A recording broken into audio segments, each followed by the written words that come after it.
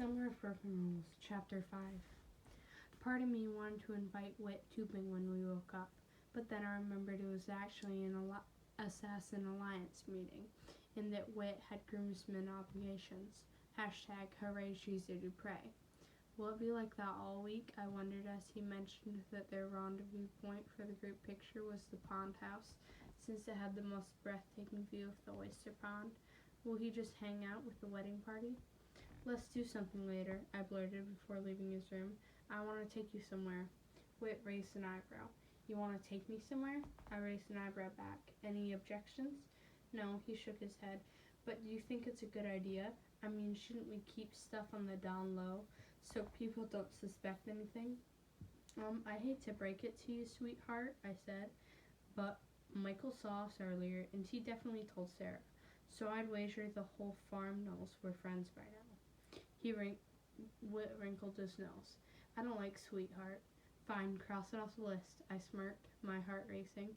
I had no idea where this was coming from, who this person inside me was, but it felt good. I felt good, confident and a little daring. No baby, I told Wit, and no sweetheart. Sounds good, darling, Wit winked. Now, where are we going today? It's a surprise, dearest, I said. Just meet me at the annex at 1:15. He nodded. Okay. I nodded back. Okay. So, we then said at the same time, unsure how to say goodbye. An awkward handshake, an even more awkward hug. Where was the non-awkward middle ground? Good luck out there, I said a minute later to break the silence. With my target, he asked, or your Aunt Christine and the photo shoot? Both. Thanks, he smiled, and I was so busy smiling back that I didn't register him grabbing his Gatorade bottle from his dresser. Have a productive strategy session. And then he raised the bottle to spray me. I made a break for outside, so gracefully that I banged my knee on the door frame. It would bruise for sure. Now we're even, Peaches, Wit called after me. At 11:50 a.m., there were plenty of foxes sneaking around the farm. My dad and Uncle Brad were like overgrown teenagers, sporting camouflage hats, hiding behind scrub trees, and army crawling through the tall grass with their identical water guns. I looked up the road to see who they were tailing, an older couple walking toward the beach. Meanwhile, Aunt Julia wasn't taking the same subtle approach as her brothers. She was stationed outside Lantern House, gun aimed at the door. I know you're in there, Peter Fox, she said. I know you're chugging your third cup of coffee, but you better hurry up, because I also know you have someplace to be soon. Peter, Sarah's 30-year-old brother and another groomsman. Instead of the cabin, he was staying in Lantern House with his new wife and their baby. Third cup of coffee, I thought. None must not be sleeping through the night yet. You get him, Aunt Julia, I said as I passed by, but then picked up my pace. It suddenly hit me that my assassin could be out on the hunt. I felt a few imaginary creepy crawlies scuttle up my spine. Who had me? To be on the safe side, I veered off the sandy road and onto one of the worn trails, the labyrinth way to the beach. It was almost out of a fairy tale, a wooded pathway with sunlight streaming through the tree branches. Birds chirped as I walked along.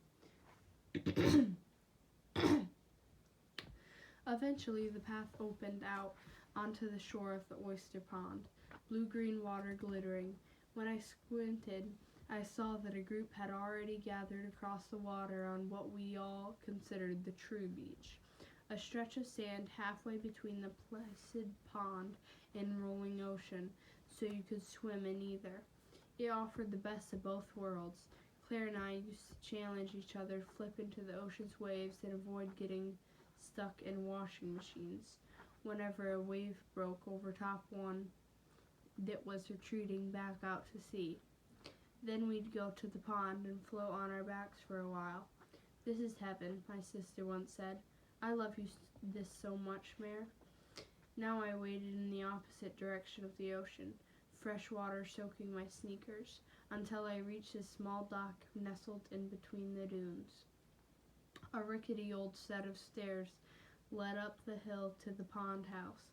Aunt Christine is taking this way too seriously, Eli said to me from Wink's Boston whaler. I was the last one to arrive. Pravika and Jake were already sorting the life vests while Luli tied the oversized tube to the back of the boat with a complicated knot. Eli pointed up the hill, where the wedding party photo was being taken. Listen, he mouthed. No, everyone, my aunt was saying. Sarah and Michael will be in the middle, then bridesmaids on one side and groomsmen on the other. But don't you think alternating might be cool? Someone asked. A confident voice I now immediately recognized. Wit. Yeah, Mom, Sarah agreed. Michael and I will still be in the middle, and we can mix it up with bridesmaid, groomsmen, bridesmaid, etc. It'll be less formal and more fun. We should save the traditional poses for the wedding day. A moment of silence. Then, I suppose so. Yes, Sarah exclaimed at the same time Went. I'll stand next to Isabel. No, I thought, stifling a snort. No way, not here. Isabel Davies, Sarah's college roommate and Whit's first target. She's been to the farm before, I briefed him, so she knows it pretty well.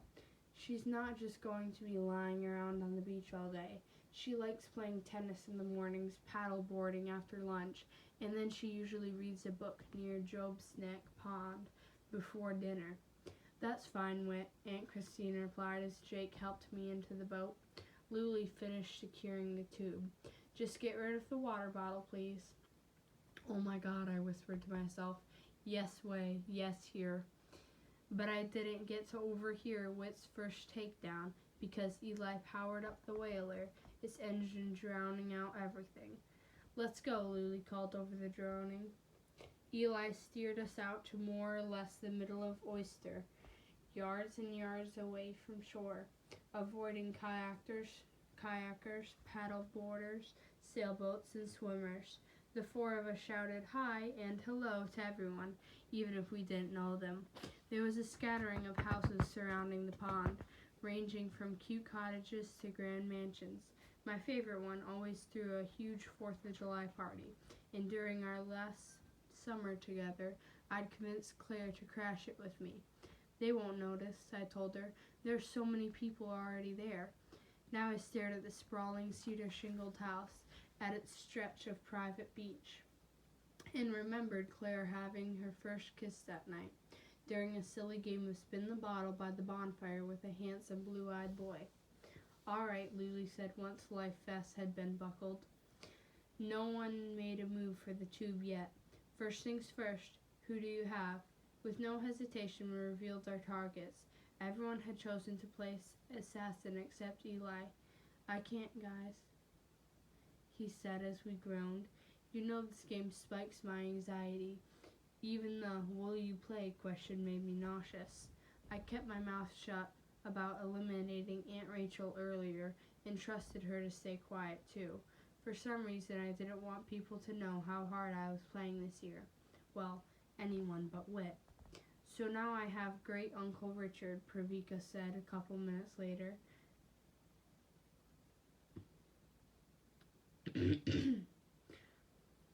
After we shuffled the deck, one of our alliance's standard strategies was to leak our targets, or our alleged targets. Naturally, this has been Claire's idea. Great Uncle Richard was really Jake's target, but we'd make sure word would spread that Pravika had him in her sights. That's genius, Claire, Luli had said when my sister first presented the plan a few years ago. Genius. And I'd agreed, because when you didn't know who had you an assassin, you were ultra paranoid and suspicious of everyone. But if you found out so-and-so was gunning for you, you automatically trusted other people again. Good luck with yours, though, Meredith, Jake said now. Daniel Robinson, he shook his head, whoever that is. Oh yeah, tell me about it, I fake laughed, my stomach stirring. Total John Doe. Thanks to Whit, Daniel was no mystery to me, but I'd never been the best liar. My laugh was too high-pitched, and I felt Luli's eyes on me. Before she asked any questions, I volunteered to brave the tube first. Pravika joined me, and she and I lay on our stomachs with our arms, life vests, and legs pressed up against each other, waiting for Eli to zoom off across the pond. We gripped the handles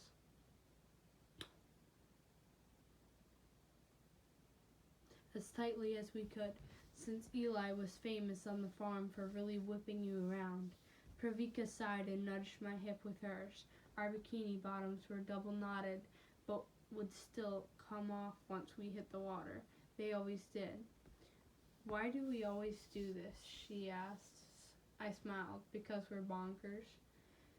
She laughed, and right on cue, the rumbling whaler lurched forward, our tube splashing and swirling. Eli's idea of a warm-up, but barely a warm-up. He soon revved the engine and gunned it full speed. The wind picked up, hungry to blow us backward, and we were skimming the boat's wake like a stone skipping across the water, bouncing up and down. "Oh my God," Pravika shouted after Eli's first abrupt turn, sending us spinning in the opposite direction. She screamed her head off no matter how many times she tubed, and somehow it never got old. "Meredith!" "Hold on," I shouted back. Everything was now slippery, the water spritzing up in our faces. I shut my eyes for a second, then cracked one open to see our audience in the distance. Jake was giving us a thumbs up, but his sister had her arms folded across her chest and was grinning villainously. She always loved a good wipeout. I gulped, knowing I still owed her that apology. Soon Eli struck again, slowing up so Pravika and I jostled over the wake waves. "Ay, ay, ay, ay, ay." "Ah, I'm falling," Pravika said after another quick turn and zigzag combination. Her voice was almost lost to the wind. "I think I have to." She couldn't finish the sentence, suddenly just gone. I was alone on the tube, and up ahead I saw Luli cover her mouth. It must have been a complete catastrophe. Eli didn't stop there. He never did until both tubers had been obliterated. Pravika would bob like a buoy until I lost control, which didn't seem far off.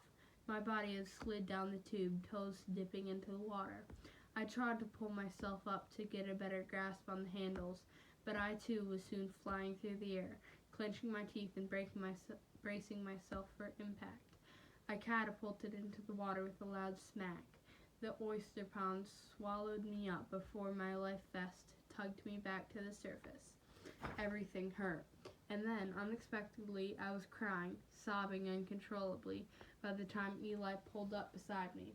I was in a haze as Jake and Luli helped me into the boat, asking if I was okay when my legs wobbled beneath me. I hardly heard them, tears still falling. Is this what it felt like? I didn't want to wonder, but I did. It was impossible not to know. Is this what it felt like when she was hit? I chalked up the crying to being out of practice. "Really, I'm fine," I told my friends, hugging my beach towel around my body. Every limb was still in shock. "I just need to get back into the swing of things." "But look," Pravika said, pointing to my knee. "You have a bruise." She turned to Eli. "You're a monster." Eli immediately apologized, but I shook my head, my arm jittering too much to wave him off like usual. Then it was Jake and Luli's turn to hop on the tube. I didn't watch, bundling myself in another towel and lying low on the whaler's deck to hide from the wind. "So we're all set?" Luli asked once we'd anchored the boat near the beach. Wink and a few parents were walking toward us, kids streaming ahead of them. It was their turn to tube now. "Time for the leak?" Pravika, Jake, and I nodded. The beach was the perfect place to begin spreading lies. The sun was high in the sky, and most of the farm had set up camp for the day. My parents waved to me from a circle of beach chairs that included Uncle Brad and Aunt Christine, along with Michael's mom and a silver-streaked blonde man who must have been Whit's father.